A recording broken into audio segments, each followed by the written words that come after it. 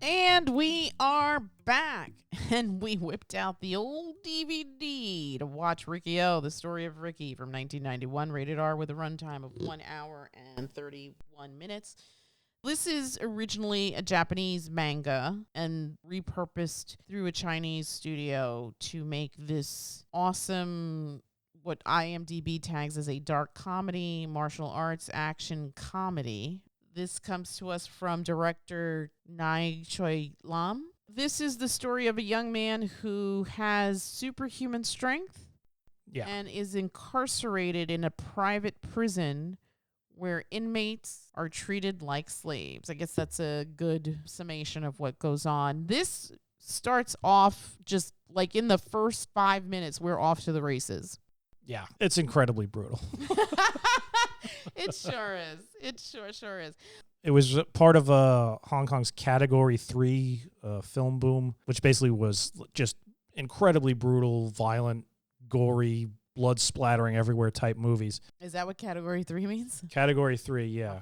Would be like the equivalent of, I guess, NC-17, but for violence. Mm-hmm. I think the reason why it's categorized as comedy is because the violence is so ridiculous that it is ridiculous, over the top violence that it's comical. And the people that made this film were in on that. They knew exactly what they were doing. Yeah. They didn't shy away from heads exploding.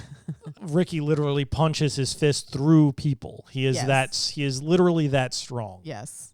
You don't want to get hit by Riki. Yes.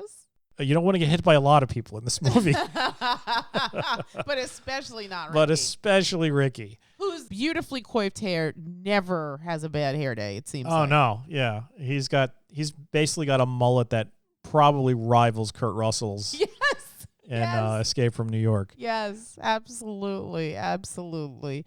This came up for nominations in my Wednesday night film discussion group. So shout out to Ian for the nomination. This was such a fun trip down memory lane. I was aware of this film through you.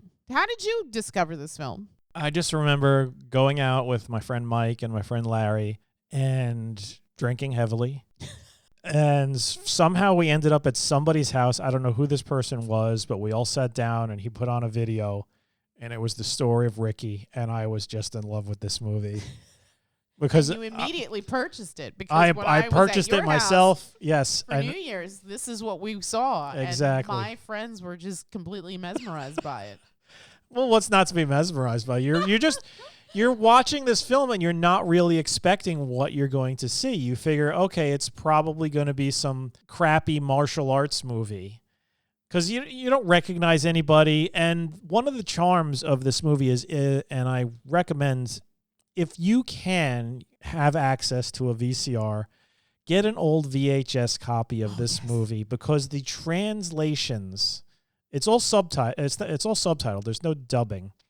The translations are freaking hilarious. Yeah, they're so off. There's so many different versions of it, but the one that I had was just hilarious. And sometimes the translations are too literal, but it's part of the fun. Yeah. And so we're watching this, and I mean, the first thing you see is like old Ma get basically his face cut off with a wood plane. Yeah. And that's kind of sad. Yeah. But then the bad guys get theirs. Yes. Like a Wildcat, the guy who cut old Ma's face, Riki just comes in the bathroom and trips him, and he falls on the toy that Wildcat broke. Wildcat falls face first on it, and it just looks so silly because it's clearly a dummy. Yes. He allegedly gets his hand up, and the nails, for some reason, Old Ma built like a little wooden train for his child, but he used the hugest nails possible. And they go through the guy's hand and into his face and into his eye, and that's like mild. Yes, is one of the milder things. That's mild because later on, Wildcat he's like, I'm going to get Riki. And he's like, let's get Zorro to fight him. And Zorro is basically this huge fat sumo guy. Yeah. And Ricky's taking a shower, and Sumo shows up, and he's like, he smacks Riki across the bathroom. And then he's like, I was given, 50 cans of rice to beat you up. And Riki just punches him, basically shoves his arm through his stomach, pulls his arm out. There's just gore and blood spewing everywhere. Zoro's dead. Wildcat, for some reason, gets in his mind, oh, I could take Ricky. And he just pays horribly. There's not much left of Wildcat by the end of it. And then you're watching that, and you're just like, how could this get any more insane? Yeah. Oh my God, what did I see? Because you're used to watching kung fu movies where people get punched, maybe somebody loses an arm or a leg. But this is just beyond that by so much. This is people being torn apart. You may not have even realized it, but there is a GIF that's been going around the internet for decades where it's just like some guy running and then some other guy just claps his head and explodes his head. That is from the story of Ricky. There is so much stuff like that, and the story just escalates. He has to fight the Gang of Four, which are four, like the four heads of the prison population. And there's the gangs in the prison, yeah. Yeah, then there's the Warden, who is, funnily enough, played by the lead actor's dad. The Warden or the assistant warden? The assistant warden. The assistant warden. The assistant warden is the lead actor's dad in real life. They don't look anything alike. When you told me that fun fact, I was like, wait, what? Yeah. And then the Warden shows up, and oh my God. And his annoying son. His annoying son, who's there for comedy and just... If you had told me the Warden's son was the assistant Warden's son, I would have believed that. Yeah, but no. The Warden is like some skinny old bald dude, but appearances can be deceiving there too. As you'll see in the end. As you'll see in the very end, which is also hilarious. It's just so batshit. I mean, there's no other word for it. So much happens in this movie that you need to watch it. If you have not seen the story of Ricky, find it. You're on a quest, and you must watch this movie. If you love ridiculous violence... In movies, obviously. Ridiculously over-the-top comedic violence, something sort of like in the realm of like Evil Dead 2 or what was that Peter Jackson movie that's just full of just blood and mutilation. I forgot what the hell it was called. Stuff like that where it's just gallons of blood and people doing ridiculous things. If you could find the holy grail of RIKI-OH, which is an old VHS copy with the subtitles, you have found just fun movie night nirvana. Exactly. I also want to highlight something that I read in passing. I think part of the messaging in the manga was, what was it again? About like how we're destroying the environment? From what I understand, the manga is far more expansive than what you see in the movie. The prison sequence is apparently a very small part of the actual manga itself. Yeah. So I'm sure there are other messages in there, but as far as the movie's concerned, there's no message. I was going to say, I didn't catch that at all from watching this film. But maybe they were doing sort of like a anti-capitalist thing because the prison was privatized and they were using the prisoners for labor. Mm-hmm. Although, were they using them for labor or were they just growing opium? I think they're technically using them for labor because they're growing the stuff and tending to the stuff and...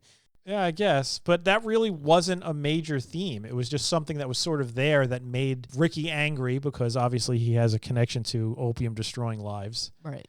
And also it made the people angry at Ricky because Ricky ends up destroying the opium harvest. Mm-hmm. Which was the thing that was bringing money into the prison, into the warden's pocket. Right. So I guess there's maybe an anti-drug message. Maybe a bit of an anti-capitalist message, but at the end of the day, it pretty much surmises to if there's any problems in your life, brutal, unrelenting violence is the answer. So learn controlled breathing or whatever the hell Ricky was doing with his uncle there, because goddamn, Ricky could destroy anything. Anything. In fact, he was practically invulnerable. Like a guy shoved a knife in his arm. And he just basically reached into his arm, pulled his tendons out, and just tied a knot. Yeah, he tied them together with a knot, and suddenly it was just like, he was ready to go. Yeah. I don't even think he had a wound after that.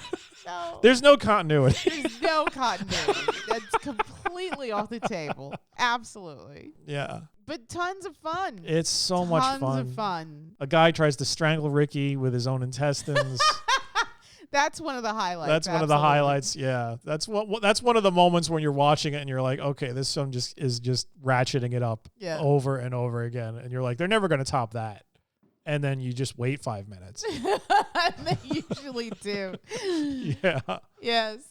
This was a ton of fun. I think we laughed through most of it. A lot of laughing. You also kind of appreciate the low-key effort that went into all these special effects. Yes. There's like a charm in that. I mean, we have like crazy special effects now, and we've been ruined by Disney. And that's good, and it has its place in it. I guess they try and go for realism to keep you there. And sometimes they fail, and it's just like, oh, that's pathetic. But this doesn't make you feel like that at all. This is like you see, oh my God, it's so fake. But it's like you appreciate it because it's completely practical. You know that underneath this model that's being mutilated, there's like 4 guys with a bellow full of blood just squeezing rapidly so the blood will spray everywhere. So there's like a charm there that you don't get nowadays. Agreed. There's really not much to say here. I'm going to say, if I was going to give this a number from 1 to 10, I'm going to give it an 8. I think from where it starts to where it ends, it's actually a wild, wild ride. If you like action, I think this will definitely be in your wheelhouse. There's a lot of comedy, a lot of exaggerated violence, which we totally like in this house. So this was definitely made for us. And I think the performances are what they are. I think the actor who's Riki does a decent job with what he has. He's like super serious throughout the whole thing. Yes. Like he plays it straight. Throughout the whole piece, yes. He is a very stoic young man who's just like... He's seen things. He's seen things. His girlfriend was killed, and now he's paying the price for avenging her death. Yeah. 8. What are you going to give it? I'm going to give this a 9 just because the story is not going to wow you. The acting is a little over the top, but the special effects are ridiculous, but it's such a fun movie. It feels like a labor of love to me. Mm-hmm. And it holds just like a special place in my heart because it reminds me of when I was young. It reminds me of a very fun time I had with you on that New Year's Eve. I enjoyed showing it to your friends. I enjoyed that your friends enjoyed it so much. I enjoyed showing it to you. It's a film that's near and dear to me. Aw. So 9. All right. 8 and 9. Absolutely. If you can find it, I believe there is a print on YouTube. I think that's what we found out in film discussion group. If not, absolutely try to get this on DVD. It is a masterpiece in the genre of action films. Again, it's based on the manga.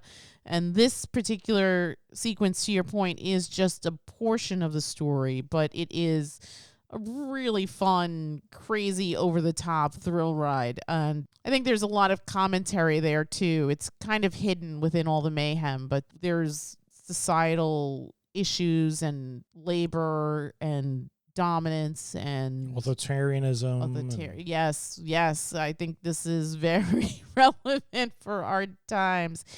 I think we're going to see a lot more of this mayhem in the days and months and years to come. So I think the story of Riki is definitely one for the times. All right, so 8 and 9, absolutely. Go check it out. RIKI-OH, the story of Riki from 1991. This is rated R for a reason. This is not for children. This is absolutely not for children. Well, I would show it to my kids. They would laugh. I mean, our kids are teenagers, so, but like, you shouldn't watch this with a 5-year-old. Is what I'm saying. No, okay. I agree with you there. Maybe 12 and up. 12 is like 7th grade, right? Yeah, 12 and up. Yeah, because it's the violence is there, but it's so ridiculous. It's so over the top, but it's still... You can find it grisly. Be a little jarring, yeah. If it was done maybe a little better. But it's not bad. No. I don't want to sound like I'm down on any of the violence in it because it's so ridiculous. It really is. Yeah, I mean it's gory, but it's fun. All right, well I think that's it, and with that we will bid you all a. Wait, don't forget, like, subscribe, comment, tell us what you thought of Riki. Yes, We'd love to hear your Love thoughts. to hear your thoughts. Yes, this is, again, a movie that's been with us since the inception of our relationship. Yep. So, yeah, tell us your thoughts on the story of Riki. And with that, we'll wrap it up and we'll bid you all a Good night. good night.